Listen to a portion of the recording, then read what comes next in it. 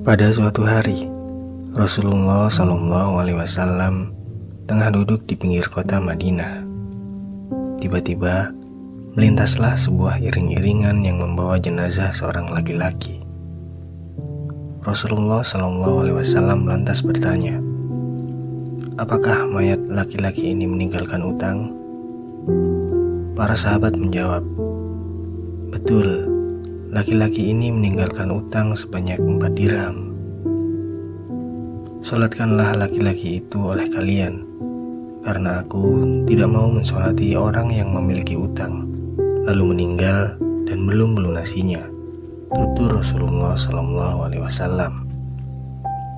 Tak lama kemudian, turunlah malaikat Jibril dan berkata, "Wahai Muhammad, sesungguhnya Allah titip salam kepadamu dan berpesan, aku telah mengutus Jibril dalam rupa manusia dan melunasi utang laki-laki itu. Maka bangkitlah engkau dan salatkanlah jenazah itu, sebab ia telah diampuni ya Allah." Dan dia juga menyampaikan, siapa saja yang mensolati jenazah tersebut, maka dia juga turut diampuni. Penasaran terhadap alasannya, Rasulullah SAW pun bertanya kepada malaikat Jibril, "Wahai saudaraku Jibril, dari manakah kemuliaan laki-laki yang meninggal itu?" Malaikat Jibril menjelaskan, "Berkat membaca surat Al-Ikhlas setiap hari sebanyak 100 kali. Pasalnya, di dalam surat itu terdapat penjelasan sifat-sifat Allah dan pujian kepadanya.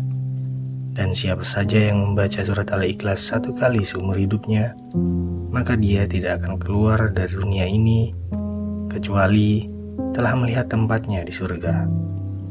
Khususnya, siapa saja yang membaca surat ini dalam sholat 5 waktu sebanyak beberapa kali, maka pada hari kiamat akan diberi syafaat.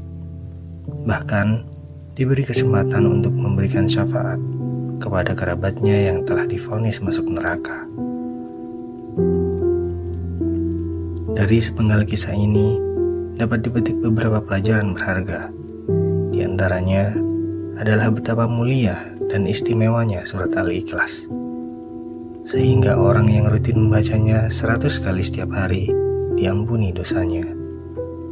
Siapa saja yang membacanya walau 1 kali dalam hidupnya, maka dia tidak meninggal sampai diperlihatkan kepadanya tempatnya di surga kelak.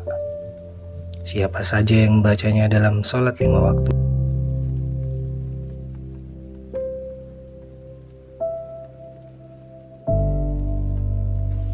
maka dia akan diberikan syafaat dan juga diberi kesempatan untuk mensyafaati kerabatnya yang telah ditetapkan masuk neraka. Cerita di atas menunjukkan bahwa saking agung dan istimewanya surat ini, orang berutang yang rutin membacanya mendapat pertolongan dari Allah. Di antara faktor keagungannya adalah karena di dalamnya terdapat penjelasan tentang sifat-sifat Allah dan pujian kepadanya. Pada saat yang sama, tentu Allah juga ridho kepada orang yang membaca surat tersebut. Namun, dalam kaitan ini, perlu diluruskan bahwa surat Al-Ikhlas bukanlah pelunas utang. Utang harta tetaplah wajib dibayar, karena itu merupakan hak adami yang semestinya beres di dunia. Gambaran tentang betapa beratnya orang meninggal dalam keadaan meninggal utang tampak dari sikap Rasulullah SAW yang tidak berkenan mensolatinya. Siapa saja yang tengah dililit utang, tetaplah berusaha untuk bisa membayarnya dan berikhtiar dengan membaca surat ini dengan harapan Allah membuka jalan kemudahan untuk melunasinya atau membebaskannya di akhirat. Wallahu a'lam.